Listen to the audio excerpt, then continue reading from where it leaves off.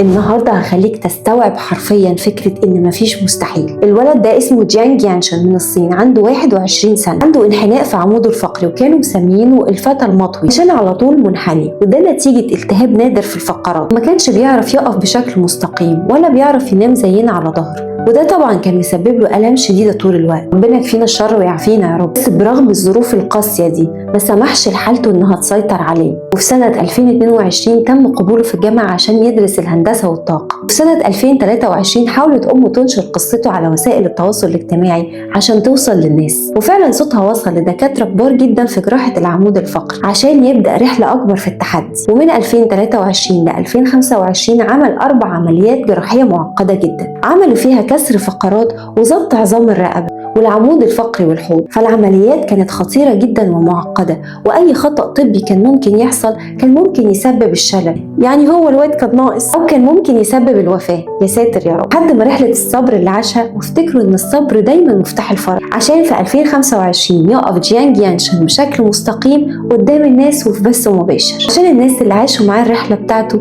يعيشوا معاه فرحة نجاح العملية وبتأثر كبير بقصته، عشان كان عايز يقول لنا إن دايما في أمل. وعشان كده بقول لكم خدوا لحظة للتفكير، لأن مفيش حاجة في الدنيا اسمها مستحيل. المستحيل أنت اللي بتعمله، وما تنساش تقول الحمد لله، واعمل لايك وكومنت واشتراك في القناة.